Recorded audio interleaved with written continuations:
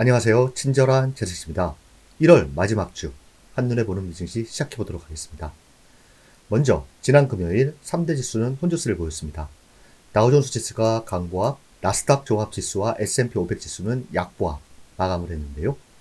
핵심 키워드는 PCE, 인텔 실적 전망, 대형 이벤트를 앞둔 관망세라고 할 수 있겠습니다. 먼저 PCE의 경우 대다수 예상치와 부합을 했고요. 근원 PCE 전년비 같은 경우에는 예상치를 하회하면서 2%대 진입을 하였는데요. 좋은 소식에도 불구하고 시장을 지배했던 것은 인텔의 부정적인 실적 전망입니다. 이로 인해서 기술주 차익 실현의 빌미를 제공했는데요. 인텔의 경우 4분기 실적은 예상치를 상회했지만 실망스러운 1분기 실적 전망으로 11.91%나 폭락하면서 여타 반도체 기업도 약세를 보였고요. 그로 인해서 필라델피아 반도체 지수는 2.91% 하락하는 모습 보였습니다. 이로 인해 3대 지수 중 나스닥 지수가 상대적으로 더 약세를 보였다고 할 수 있겠습니다. 또 한 가지는 다가올 한 주 대형 이벤트들이 많은 상태에서 관망세를 보였다고 할 수 있겠습니다. 주요 지표 추이를 보시면 당일로 보자면 큰 변동은 없었으나 유가가 78달러, 박스권 상단과 200일 이평선 돌파를 시도하고 있다는 점이 눈에 띄는데요. 이 부분에 대해서는 차트를 통해 뒤에서 자세히 말씀드리도록 하고요. 주요 지표 주간 등락률을 보면 투자 자산 중에 가장 큰 폭 상승한 것이 유가였습니다. 6.5% 상승했는데요. 상승 이유는 중국 정부의 경기 부양책과 미국의 강력한 경제 성장, GDP 발표가 있었죠. 따른 수요 증가 기대로 인해서 상승을 했고, 또 한 가지는 홍해에서의 물류 위협으로 유가가 가장 큰 폭 상승하는 모습을 보였습니다. 이 유가에 대해서는 미 차트 분석가 의견을 통해서 또 다시 말씀드리도록 하겠습니다. 나머지 투자 자산은 1% 내외에서 상승과 하락을 보였는데요. 3대 지수는 주간 등락률을 보자면 소폭 상승하는 모습을 보였습니다. 그 다음 S&P 업종 ETF 주간 등락률 보시면 유가 상승에 따른 에너지 업종이 가장 큰 폭 상승하는 모습을 보였습니다.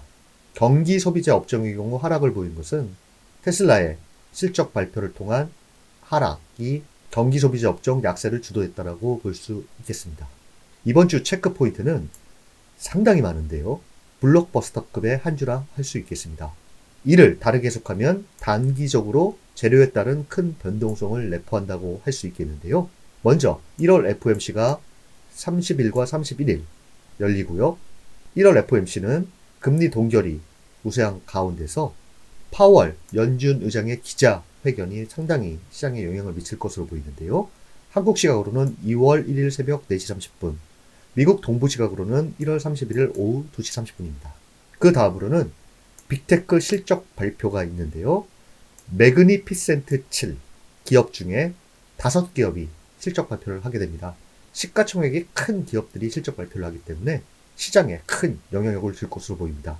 먼저 30일 화요일에는 알파벳과 마이크로소프트, 2월 1일 목요일에는 애플, 아마존, 메타가 장마 구매 실적 발표를 하는데요.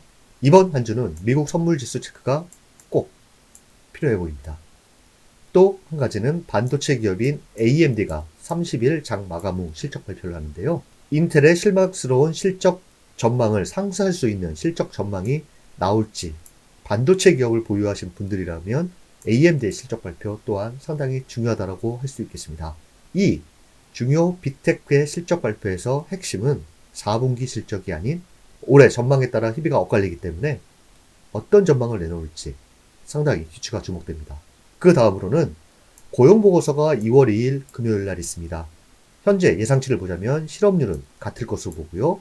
비농업 취업자 수와 시간당 평균 임금 전월비는 이전치보다 낮을 것으로 보이는데요. 이 부분에 대한 시장 반응 또 체크해야 될 것 같습니다. 이번 한 주는 시장에 영향을 줄 만한 큰 재료들이 다 포진되어 있기 때문에 하루하루 장중 변동성이 클 것으로 대다수 예상하고 있습니다. 먼저 1월 FOMC와 관련돼서 말씀드리자면 1월 30일과 31일 FOMC에서는 금리 동결 가능성이 97.4 거의 확실시되고 있고요. 25bp 인하 가능성이 2.6%입니다. 금리 결정보다는 파월 연준 의장의 기자회견을 통해서 시장은 힌트를 얻고자 할 것으로 보이는데요.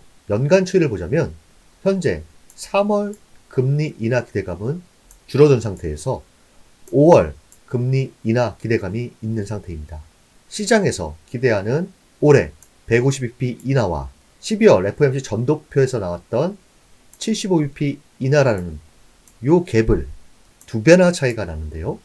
1월 FOMC 결과를 통해서 5월 금리 인하 기대감도 6월이나 7월로 후퇴한다라고 하면 시장은 단기적으로 조정을 받을 수 있기 때문에 1월 FOMC는 상당히 중요한 위치를 차지한다라고 할 수 있겠습니다. 그 다음은요, 미국 차트 분석가 의견을 갖고 왔는데요. 이와 같은 제목인데 요약하자면 유가 추이에 주목하라는 메시지입니다. 약간 독특한 리포트를 갖고 왔습니다. 하나둘 설명드리도록 하겠습니다. 이분께서는 인플레이션과 유가에 대해서 이야기를 하고 있는데요. 금요일 시장은 인플레이션에 대한 좋은 소식이 있었다. 패드의 선호 인플레이션 측정치인 근원 PC는 12월 달에 2.9%로 예상치를 하회했다. 또한 근원 PC는 3개월치를 연율로 환산하면 1.5%로 2020년 말 이래로 최저치를 기록했다. 6개월 연율 환산 기준으로는 2개월 연속 1.9%였다. 이 두 수치 모두 패드의 2% 목표보다 낮다. 그러나 근원 PC는 식품과 에너지를 포함하지 않는다. 또한 다른 뉴스 헤드라인으로는 후티 반군이 영국 군함이 호위하던 유조선을 공격해 화재가 발생했다라는 기사가 있었다. 유가는 78달러 이상으로 거래되었다. 유가가 200일 이동평균선을 돌파한 상태에서 78달러 이상 유지되면 다음 주목할 수 있는 수준은 80달러다. 80달러가 넘으면 100달러까지 완면한 상승이 가능하다는 것을 의미한다. 이와 같은 메시지를 보내고 있고요. 그러면서 현재와 1970년대의 CPI 비교 차트를 갖고 와서 설명을 하고 있습니다. 보시면 요 끝까지 있는 요 선이 1974년에서 82년까지의 CPI 추이고요. 여기 진행하다만 요 선이 현재의 모습입니다. 이 차트는 1970년대 CPI와 2014년부터 2023년 말까지의 CPI를 겹쳐 놓은 것이다. 1976년에서 77년에 CPI는 2% 미만으로 떨어졌다가 다시 급등했다. 이것은 유가와 밀접한 관련이 있었다. 현재 CPI는 2%에 미치지 못하지만 핵심 PC는 그렇다. 유가가 계속 상승하면 이 차트는 불길한 예언과 같을 것이다. 모든 원재재가 1977년에 시작되어 1980년에 정점을 찍을 때까지 슈퍼 사이클을 거쳐야 하는 것은 아니다. 하지만 석유와 금속뿐만 아니라 일부 식품 상품들도 주도한다면 패드는 곤경에 빠질 것이다.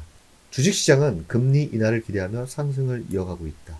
그러나 이것은 새로운 걱정을 가져올 수 있다. 스태그플레이션.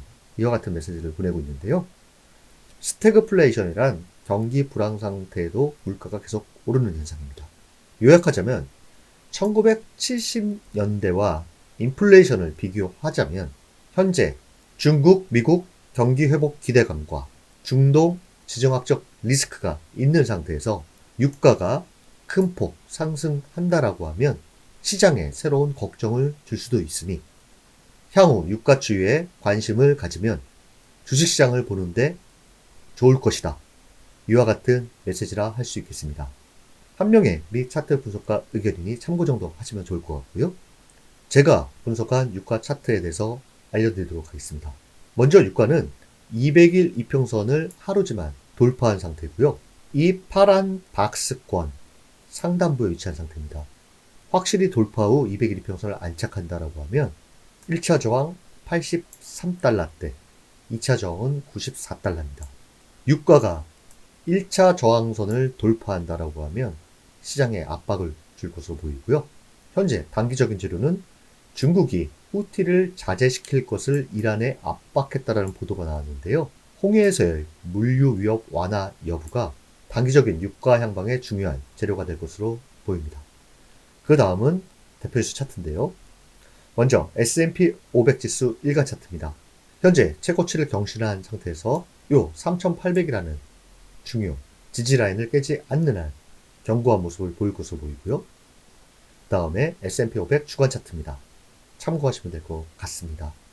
그 다음 나스닥 지수 일간 차트인데요.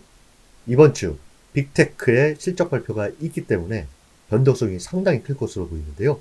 단기적인 지지선은 이 라인입니다.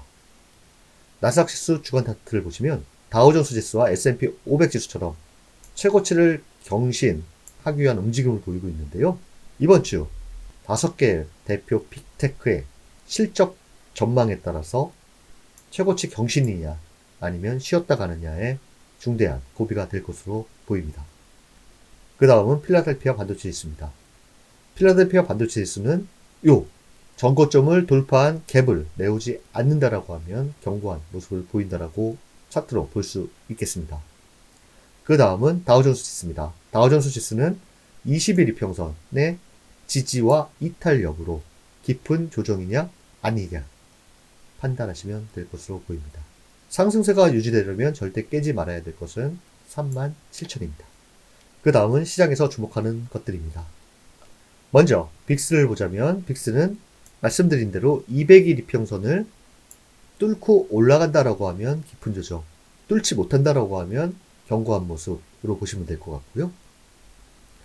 그 다음은 10년물 국채 수익률입니다. 한 주 동안 방향성 없는 모습을 보였는데요.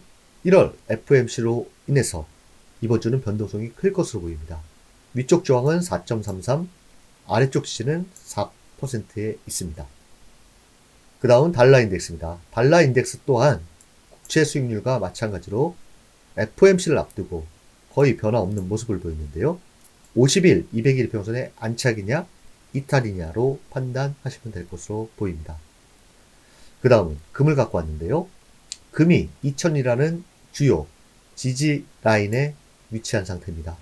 금에 대해서 갖고 온 이유는 이번 주 FOMC 회의를 통해서 2000달러를 깨고 내려온다라고 하면 이는 금리 인하 기대감이 상당 부분 크게 깨졌다라고 판단해도 무리가 없어 보여서 가져와 봤습니다. 위로는 이 저항선을 금이 향후 뚫는다라고 하면 금리 인하 기대감이 더 커진 것으로 해석해도 무리가 없어 보입니다. 그 다음은 비트코인입니다.